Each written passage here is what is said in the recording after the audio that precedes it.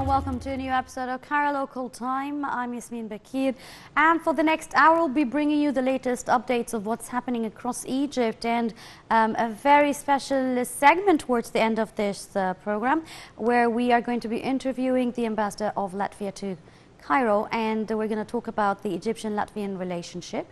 It's going to be a very interesting segment, and of course there'll be a number of reports and stories of what's happening across Egypt in the past 24 hours. But as usual, for those who want to interact with our show, for any inquiries and more updates that you would want to know, and the uplinks of our programs for this show, here is how you can get to it.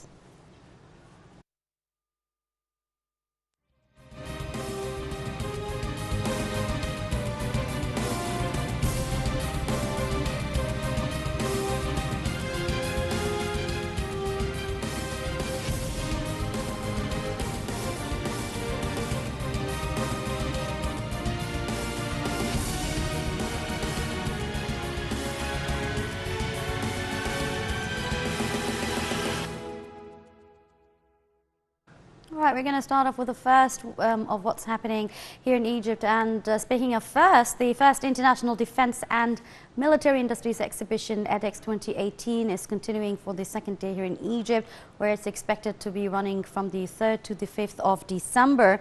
And earlier on Monday, President Abdel Fattah el-Sisi inaugurated this exhibition, which is the first of its kind, not only in Egypt, but also in the African continent. More than 300 exhibitors are attending this event, including specialized international companies. And after the inauguration, the President of Egypt did inspect the Egyptian pavilion and a number of pavilions for the participating countries in this exhibition. And we have more details in this report. Egypt's first Defense Expo, EDEX 2018, kicked off on Monday in Cairo, where more than 300 major defense companies from more than 40 countries are participating. Organized by Egypt's armed forces under the auspices of President Abdel Fattah el-Sisi III, the first of its kind in Africa, will showcase the latest military and security technology, equipment and systems. Speaking at the opening ceremony, Defense Minister General Mohammed Zaki said that those who have the keys to power can make peace. The Defense Minister said that President Sisi's sponsorship of the exhibition aims at delivering a message to the world that the defense armament systems are the main pillars of peace and security and the fortress of stability for nations and peoples. He explained that this international gathering will provide an opportunity for countries and companies producing armament systems and defense systems to present the latest developments in the field of production and military manufacturing of modern technologies. The State Minister of Military Production, Mohammed Al-Assar, said that Egypt's political leadership is supporting the event. He pointed out that this exhibition will represent a qualitative leap for the neighboring countries. It will also show the latest developments in the field of global armament technology and industries related to military manufacturing. More than 300 exhibitors from major Egyptian and international defense companies, manufacturers and international suppliers, state-of-the-art equipment, technologies and security systems and defense systems from more than 40 countries are participating in the exhibition. Those include 42 U.S. companies, 37 French companies, 28 Chinese companies, and 13 Russian companies.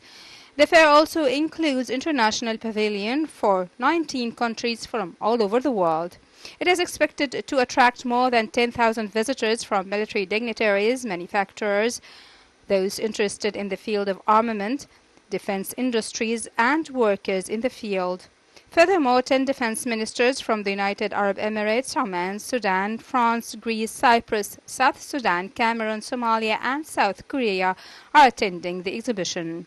Additionally, 7 main arms departments from the United States, China, Russia, France, Germany, Italy, and the United Arab Emirates are participating in the exhibition, and several military authorities will give educational lectures on the sidelines of the fair. As for the Egyptian pavilion in the exhibition, Egyptian military products including arms and equipment jointly manufactured by the armed forces, the National Organization for Military Production, and the Arab Organization for Industrialization are included in the exhibition. Also on the sidelines of edX 2018, Now TV's correspondent Linda Abdel-Latif conducted the interview with the sales director of a defense manufacturing company in France, Damien Delanoy. Here is the interview. What you have here is a 14-ton chassis, rolling chassis, that we are offering to the market for tactical vehicles. The benefit of this chassis is that we are offering automotive available off-the-shelf component. That means a well-known engines, Cummins engine, Allison transmission. So all of these components are available off the shelf, and we offer it integrated with our own axle system, which is a fully independent suspension system. This chassis is rated for 14-ton complete gross vehicle. But we can upgrade it to 18-ton gross vehicle by using this different axle, which is a 9-ton axle. And how would you describe the importance of this exhibition that is held for the very first time here in Egypt? Well, for us, we know that Egypt is a major country in this area in terms of defense. Being here and being able to show our know-how to major armies and customers is very important for us to make our brand well known in this market. And welcome back again. We're still with some finance news and a report about the finance minister Mohammed Maid, who announced that the government here in Egypt had achieved an initial surplus of 2 billion Egyptian pounds in the fiscal year of 2017-2018. And he also did state that the foreign exchange reserves have increased to cover 9 months of the imports, which is a rate that has not been achieved in the history of Egypt. Finance Minister Mohammed Maid said that the government has managed to achieve an initial surplus of 2 billion Egyptian pounds in the fiscal year 2017-18, adding that the state is targeting an initial surplus of 2% during the current fiscal year. Maid said that Egypt has been registering a deficit for the past 15 years while borrowing to provide food and to cover essential expenses.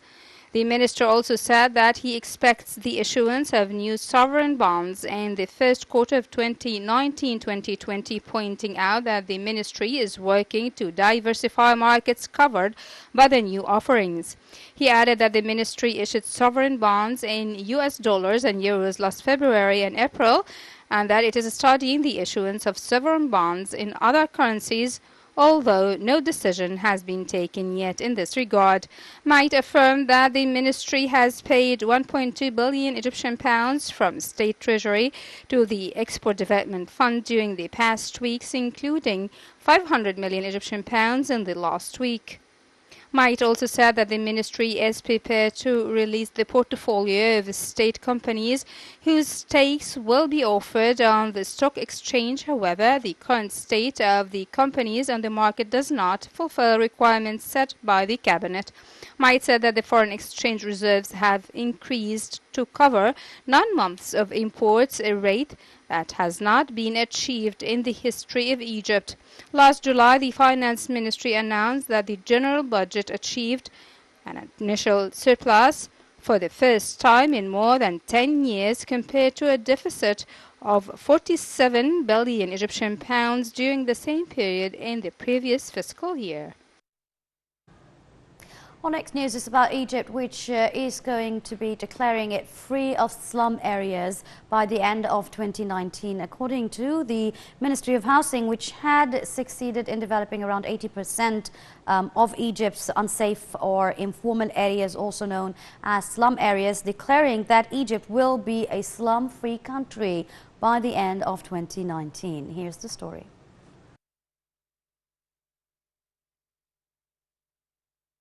After decades of hardships experienced by Egypt's slum dwellers, Ministry of Housing has succeeded in developing around 80% of Egypt's unsafe informal areas, declaring that Egypt will be a slum-free country by the end of 2019.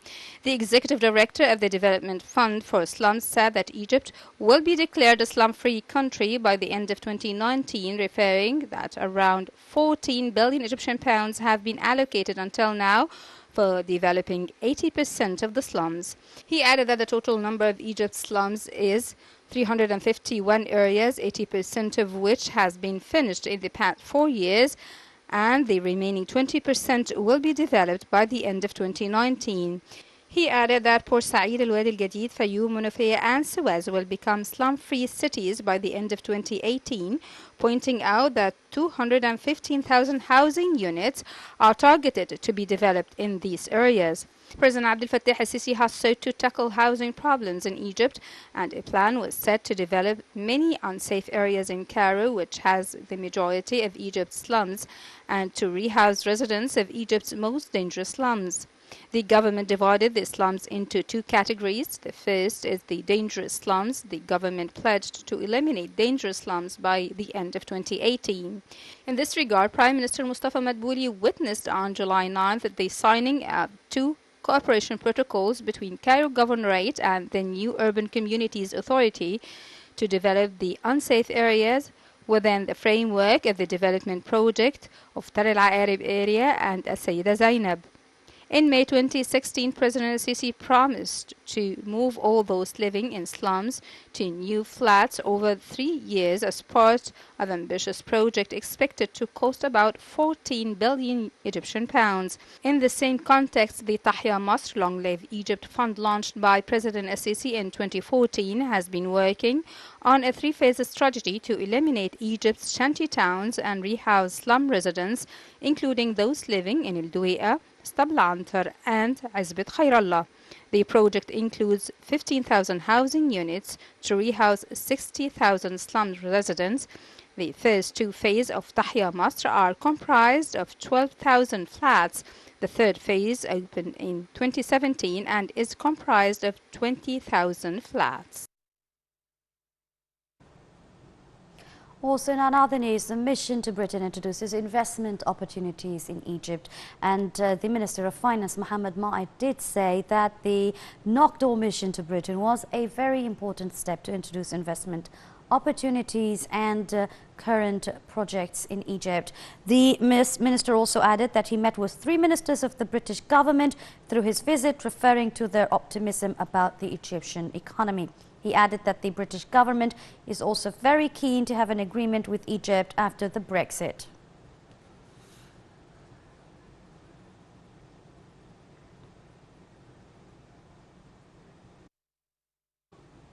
Other news takes us to Al-Azhar, who forms the African Affairs Committee to boost Egypt's role.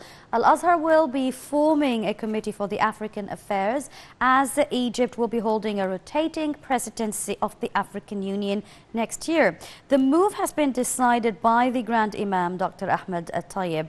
The panel will be tasked with drawing up program plans and activities that boost peoples of the African continent, including more scholarships for the African students and teachers dispatched to the African countries.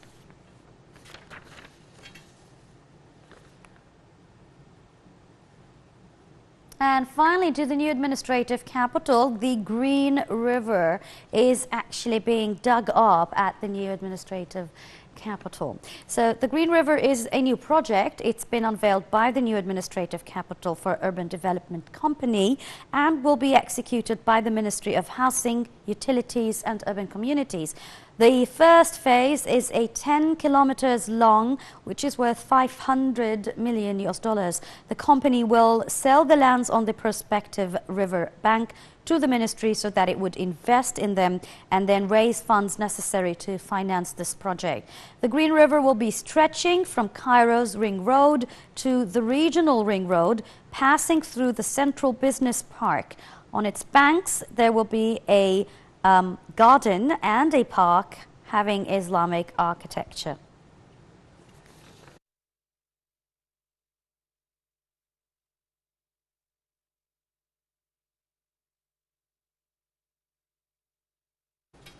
And that brings us to the end of what's happening across Egypt for the past 24 hours. Now I'm going to leave you with the military magazine. Stay tuned.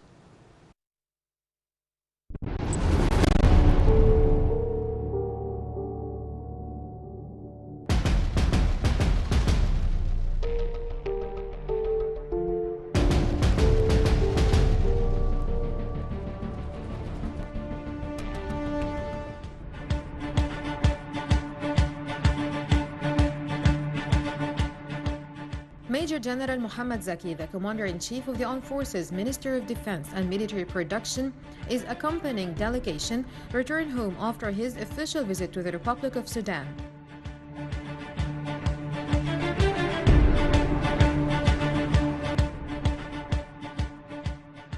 Sudanese President Omar al-Bashir met the Minister of Defense, praising the distinguished level of the Egyptian-Sudanese relations and the historical ties between both countries.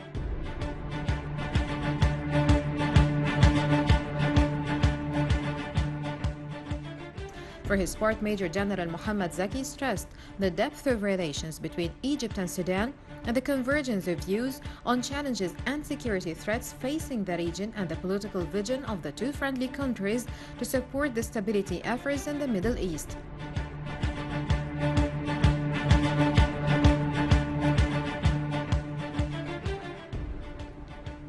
General Zaki also met Sudan's Defense Minister Awad Mohammed Ibn Auf and General Kamal Abdel Maruf, chairman of the Sudanese Joint Chiefs of Staff, to discuss a number of issues of mutual concern.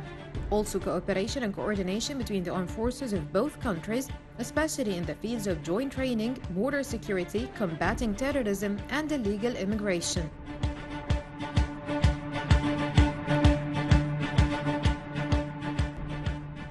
The Sudanese defense minister stressed the importance of bolstering the military and security cooperation between the Egyptian and Sudanese armed forces and joint action to support security and stability efforts.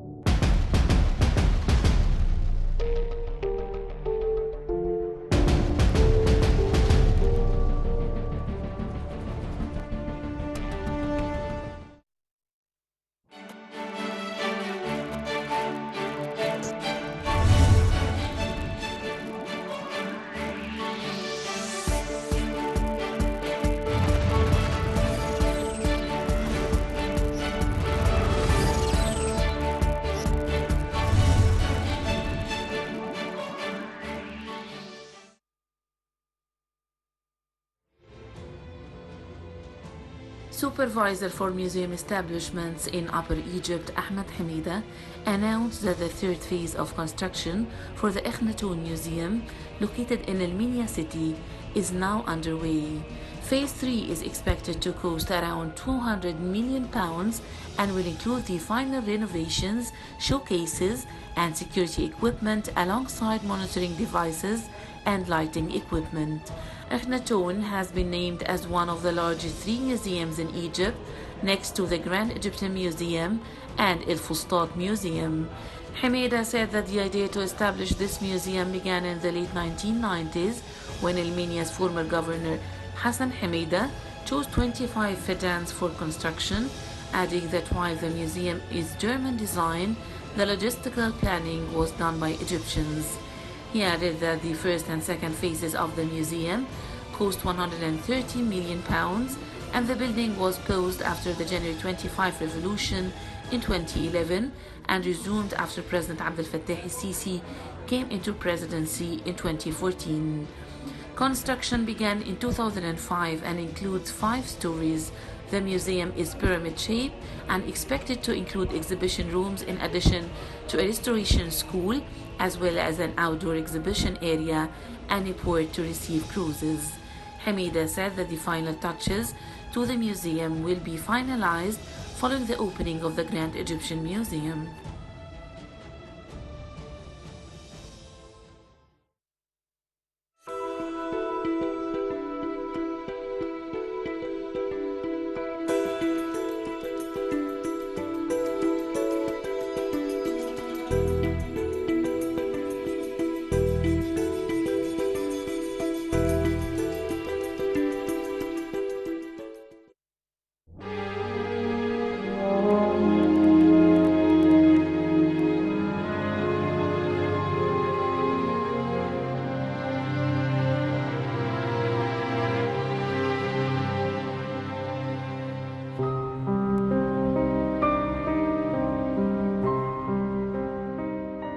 The sun shone on the face of Ramses inside Abu Simbel Temple in Aswan. The temples are two massive rock temples in a village in Nubia, southern Egypt, near the border with Sudan. With the passage of time, the temples have become iconic. The rays of the sun penetrate the sanctuary and illuminate the sculptures on the back wall. People gather to witness this remarkable sight. Also, more flights were arranged to Aswan as a huge number of travelers visited the city to witness this phenomenon. In February of 2018, the sun illuminated the face of Ramses II in Abu Simbel Temple in South Aswan for 20 minutes, in a phenomenon that takes place twice a year. For most of the year, the inner sanctum of the main temple of Abu Simbel is shrouded in darkness. But on February 22nd, a day celebrating the king's birthday, and again October 22nd, that celebrates his coronation, sunlight illuminates the seated statue of the sun gods as well as the statue of King Ramses II.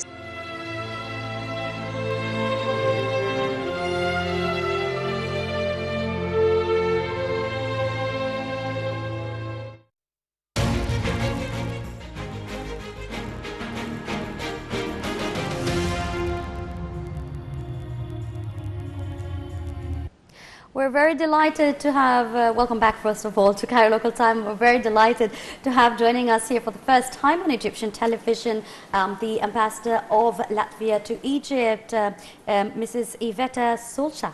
Yes. Sulca. Yes. Thank you very much for joining us. It's, Thank you for having me here. Great honor, of course, to have you here, Mrs. Thank you. Ambassador. Now, we want to know more about the Latvian-Egyptian relationship.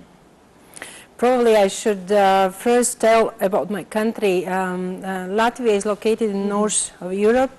Since 2004, we are a member of the European Union.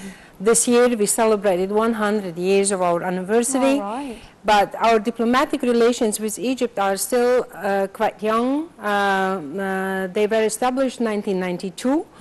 And probably the reason was that Latvia was founded in 1918, but 1940, this is World War II, our independence was forcefully interrupted, and unfortunately Latvia remained under the Soviet occupation. In the period of the first independence, we had one of the best higher educations in Europe. We were the top leader in export of bacon, flax, butter, for example. Wow, butter, my favorite. We had the number one team in basketball in Europe. And it took us quite a long time. Only in 1991 we were able to regain our independence through the peaceful revolution. And then our interrupted way back to Europe was restarted, and I'm really proud of Latvia's achievement today, as we are part of the European Union, the most powerful and successful economic union in the world, and as well the key strategic partner for Egypt. And I believe that the relations between Latvia and Egypt were really started since 1991. Okay. The diplomatic relations, 92, the embassy was opened here 2007. We still welcome and await the decision of Egyptian Foreign Ministry to open an embassy in Latvia. And today, when I see the trade numbers, they're impressive. We started basically from scratch. 2007, the bilateral trade was just 3 million euros. Now, within a period of 10 years, it not doubled, it not tripled. It's more than 10 times bigger. All right. That's interesting. It's a great potential. Exactly. So tell us more about this potential. What kind of cooperation do we have between Egypt and Latvia? I believe there are a number of fields where we have a true potential. The one, it can be on the policy level. I told you that 91 we regained the independence. It meant for us a full transformation of state from the socialist system to the market economy. I believe that Latvia, in comparison, for example, to France or Germany or Italy, which are traditional partners for Egypt, has a very recent and unique experience. Today, when we look at the ratings of doing business, the topic of the entrepreneurship environment, Latvia is ranked 14 in the world. 14, 19, it's the max. Egypt is 128. So we were approached by Egyptian government, the GAFI, the investment agency, who requested us to share our recent reform experience. The same we can speak about our successes in macroeconomic field. The Central Bank of Egypt was interested to learn our reform experience in the macroeconomic field. So today we are member of the Eurozone. Today we are member of the Schengen zone. There are a lot of small successes in the policy field. Of course, the second strong field is always the bilateral cultural relations.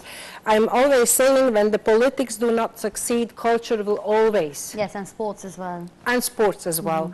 And I'm very proud that we have an excellent cooperation between both operas. We call our national opera the White House of Latvia. White House. And I believe... But does it look like a White House? Is it constructed that way over there? It's an amazing building. It doesn't look like a White House, but it has a function of a leading institution in the state, and definitely it is an institution which unites us. We are a nation of singing. We are famous in the world through our choir of our singing tradition.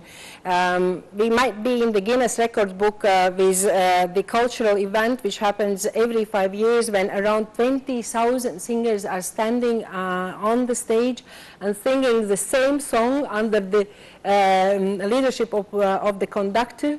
So there are impressive cultural stories, and we always say that we will survive so long we will sing. So we are a nation of singers. I'm going to have to go on YouTube and start searching for Latin music. Please, it's worth, and you will find another beauty. We are very serious about preserving our cultural tradition. We are a nation of very special language. Our language is one of the oldest in the European language group. It's more than 2,000 years old. What is it called? Latvian. Latvian. Oh, yes. That's the same country, the same as the country origin, same name. Latvian, yes, it's a Baltic language group actually in the Indo-European family. Yes. How big is languages. Latvia? What is the population of Latvian population is 2% of the Egyptian population size, but same time our GDP is 3 times higher per capita as that of Egypt. The size, geographical size, it's imagine the Sinai size, so this is approximately Latvia. But I would say that these are what make really the nation great and the country great. And today, for example, we are among leading nations in IT solutions in the public sector. For example, Emirates, they enjoy our public transport card system as is simply one of the best in Europe. And we are very strong in the railway or transport sector solutions. We are definitely a strong leader in digital education, which is currently the priority of the Egyptian government. So I'm always saying, if you want money, don't come to Latvia. If you want know-how experience and solution, come to Latvian engineers and create a joint venture. And what I see, you asked me about the bilateral relations between Egypt and Latvia. I see that more and more Egyptian companies come to Latvia, establish factories for manufacturing, and penetrate the European Union market with a brand made in Latvia. And the combination is amazing. Egyptian companies are not only financially strong, they are very influential. Latvians have know-how and brains. So uniting these two strengths, we can create something big for Europe and the global market. And my invitation today would be definitely use us in the transport logistics, use us in telecommunications, use us in every single IT solution you need, for example, in the banking sector. Today, Latvian IT companies are already in the Egyptian private banks fighting fraud in the bank card system, and so on and so on. By the way, a lot of advertisement is transmitted by the screens made not in Japan or South Korea, but made in Latvia, here in Cairo. Wow, that's very impressive. So, I'm definitely it's want worth to to see where discover. Latvia is. It's worth to It's going to be discover. on next on my trip list. You are most welcome. Thank you very much. Now, it seems to be that because we do live in a small world at the end, all the issues that are concerned, and maybe to neighboring countries next to you in Europe. Migration problems, countering terrorism. How does Latvia as a country pursue or see these kind of threats and challenges? And I know that these are also some kind of mutual cooperation and you know, same level of thinking when it comes to both countries of Latvia and Egypt concerning these issues. How does Latvia handle that? First, I would like to stress that Egypt is a strategic partner for the European Union, and stability definitely is in the joint interest both of Egypt and European Union. Latvia is a member of the European Union, and the threats you mentioned, like terrorism, like migration, illegal migration, the wars in the region, they all have global character, and not having a cooperation today on the global scale, we will not succeed. So to me, I would say that there is not a nation-driven solution or a country-driven solution possible today. There are only global cooperation solutions which can bring us to calming down the wars, calming down and containing the terrorism threat or illegal migration. Now, a couple of moments ago, you were talking about how successfully know-hows does Latvia do concerning education, for instance, yes, and emerging digital technology in education. Yes. So, if we're going to talk about this kind of format of cooperation between Latvia and Egypt in the field of education, is there some kind of project or some kind of agreements being built by Cairo University, for instance, to I'm so happy you asked this question, as I think the education as well today in Egypt is the priority number one. Having the scale of the population and young people, the share of the young people in your population, I think the only solution for the true change, sustainable change and prosperity is the education. I'm very proud as ambassador of Latvia that our embassy has facilitated more than 10 agreements between the Egyptian universities and Latvian universities. We are currently working on a first campus through Latvian University campus project in Egypt. We have an Egyptian very respectful partner, and we hope very much next year we can invite you to the opening of the first Latvian University campus in the medical field. Today, more and more Egyptian students decide to work to study in Latvia. Engineer sciences, because Latvia is simply known through an excellence in technical field and engineering sciences, in nanotechnologies, for example. And the student number is not so big, but it's increasing from the year to year. Now 44 Egyptian students study at the Latvian universities. And when they are asked why they select Latvian universities, they say that it's simply an excellent education which is provided. It's very friendly price level, affordable level, and it gives an opportunity to do the bachelor in Latvia, but then the master degree in another European Union university. I believe Egypt needs today smart young graduates to facilitate the change, and the European Union universities and Latvian universities we can definitely facilitate. One of the projects we are working, I was speaking about the importance of the culture and exchange of culture. And exchange of culture, and as well, there is a role for the language. Today, only few Latvians are able to speak Arabic. Only, I don't know, only few Egyptians are able to speak Latvian.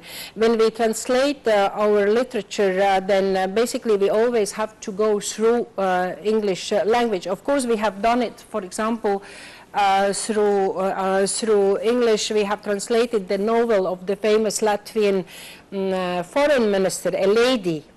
She has told her family story. If you would love to have this book, it's available now at the embassy. I'm so it's having sold this book. out. I love reading. That's my gift to you. Oh, thank you so That's much. My gift Thank to you. It's a very interesting book. I love reading. But So the point is that you have to speak the language of the nation to be understood and trusted. I'll sort my way out for that. Well, the title is A Woman From Latvia. Yes. So is this talking about the challenges that women in Latvia face?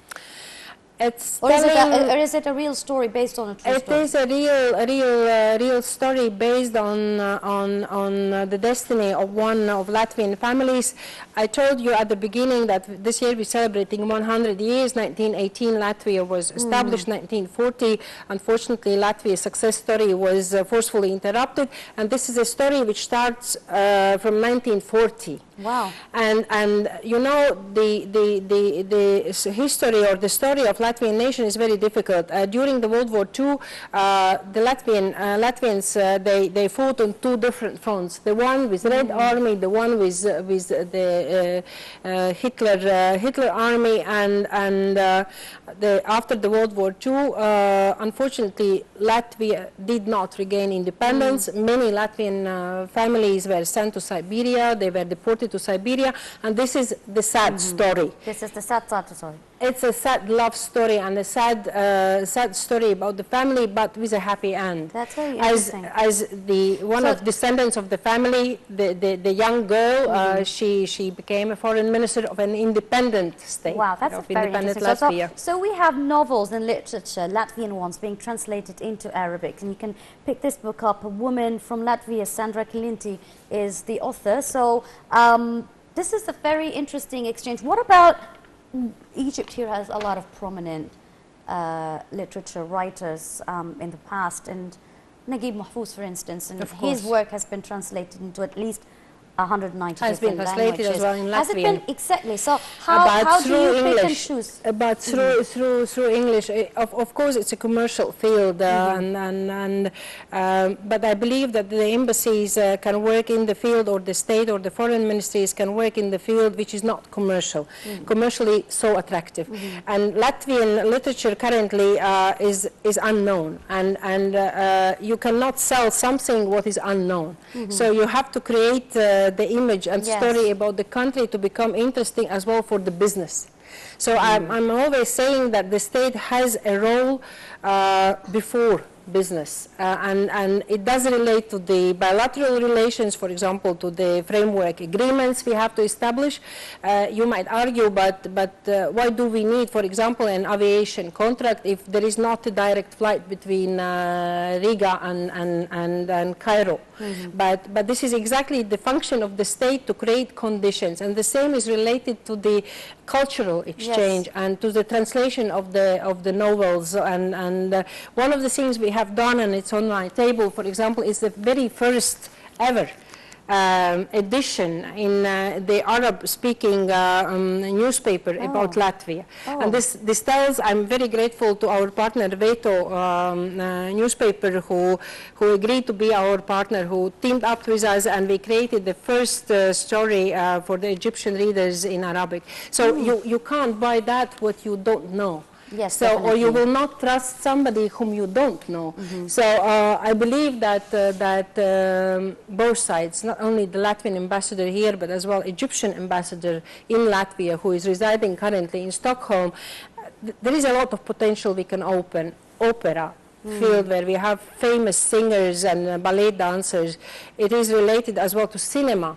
There are a number of documentaries, Latvian documentaries, which have won prizes here in the competitions. If I may please as well mention the cooperation between the Biblioteca Alexandrina and the Latvian National Library. I wonder if you know, and the viewers know, the fact that Biblioteca Alexandrina and the Latvian National Library, we are at the top 10 best world digital libraries, and we are teaming up. We are teaming up for the cooperation. Our former presidents are honorable members of supervisory board in the Biblioteca Alexandria. So we are, as you see, we are working very many directions. Definitely, that's why you deserve. We are not in football. We are not so good. You are. No, that's Mohammed Salah, right? Thank you very Egyptian much. nation in general. I'm very honored to have this chance to interview you, Thank you very Ambassador Ms. Iveta Sulca, if I pronounced that right, the Ambassador of Latvia to Egypt. Thank you very much for joining us. Thank you for the book. and we definitely will be looking forward to seeing more further Latvian-Egyptian cooperation, especially benefiting from your know-hows back in your country. Thank you very much. Thank you for having me. This brings us to the end of our edition of Cairo Local Time. Thank you very much for watching.